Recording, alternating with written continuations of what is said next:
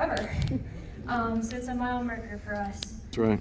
The Lord has given us the privilege, or gave us the privilege of moving between different mission projects pretty frequently, and the rich relationships that came from that, some of them are sitting here.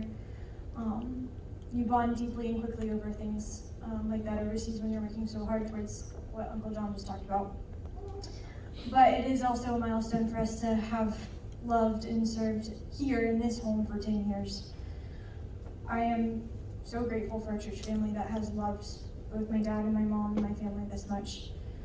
So while we're honoring Dad's work through the Lord, or the Lord's work through my dad tonight, I want to also honor the Lord's work in saying how grateful I am for this church.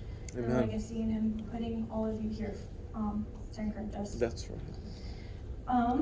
I do want to give you briefly, so a lot of you are familiar with this, but a glimpse into the behind the scenes of my dad and his work at the church.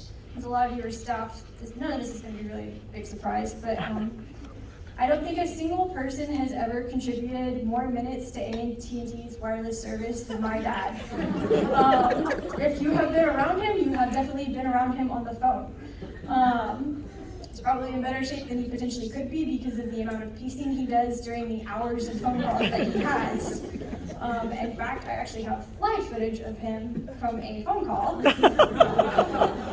There's no audio.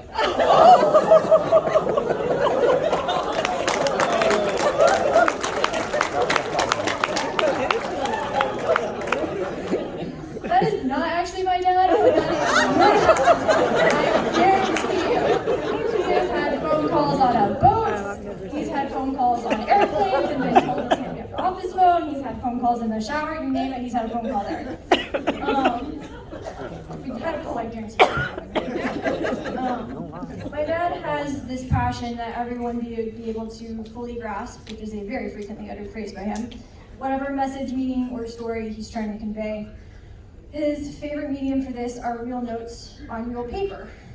For those of you who have been here for the last 10 years, you will remember when the sermon outlines looked like this. Initially, this was all new. It was a half page, front and back, a little intimidating for the first 3 years of our study through John. You've been to the more recent sermons, you know that we've gone to 4 front and back. This year, you can look forward to continued note expansion as we're going to return to our biblical roots through scrolls, which are going to increase our notes by tenfold instead of lunches. And additionally, I hear that we're going to be adding a new item to the church budget in order to offset the significant use of rainforest through the amount of paper we use for sermon notes, meeting notes, and notebooks. So look forward to that when we're voting this year. My dad's voice and way of speaking from the pulpit is very significant. He's very passionate. He has a lot of intonation, pronunciation, emphasis. He's very distinctive and similar when he preaches. You probably know what I'm talking about. But for those of you who are out of town and have not heard him speak recently from the pulpit, I have an example of this for you. Okay. And if you're a first-time guest, we'd like to welcome you. If you could just fill out where it says first-time guest right there, and just sign your name, fill it out, put your kid's name, your dog, and just put that right into the offering plate, and we would like to get to know you and serve you. Church people, listen. The Bible is clear when it says, if you don't believe, church people, listen.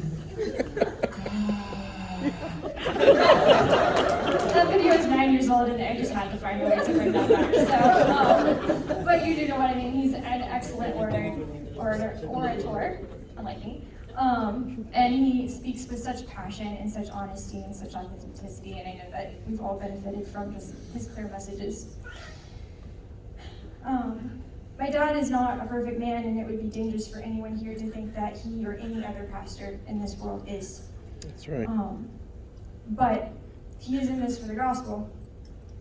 He's not served with his whole life and being to earn anything from God.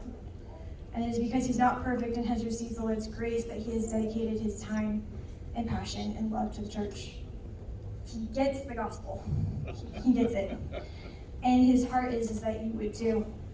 To use one of his favorite words that I've heard too many times growing up, he wants you to embrace the gospel, to wrap the arms of your whole life around it and hold it close. The Pharisees asked the Lord in Matthew 22, "Teacher, what is the great commandment in the law?" And he said to them, "You shall love the Lord your God with all your heart and with all your soul and with all your mind. This is the great and first commandment. And a second is like it. You shall love your neighbor as yourself." Both of my parents have been living this out with their whole lives. From the sermon notes to the countless hours on the phone, to making sure he's understood and he's speaking clearly. From the hours my mom has put in work, far more than us mere mortals, as Dave Mills once described her. From all of that, they are loving you through showing you the gospel. There are many more things I could say about both of their characters, and their passions and their talents and the shenanigans they've gone up to, but this is truly the most important thing about their lives and their ministry. And I am so grateful that when I think of these years at Sheridan, the first thing that comes to mind is the preaching of the gospel. So I love you both, and I'm grateful that you listened to God's calling and you're like to be here and to drive home the gospel. And drive home is another one of his favorite places. And I've also heard too many times. So, love you both.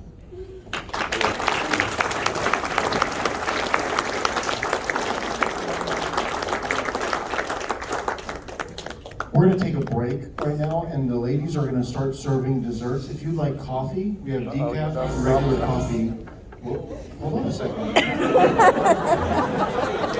Dessert. We got dessert, coffee, decaf, regular. You know what to do, okay?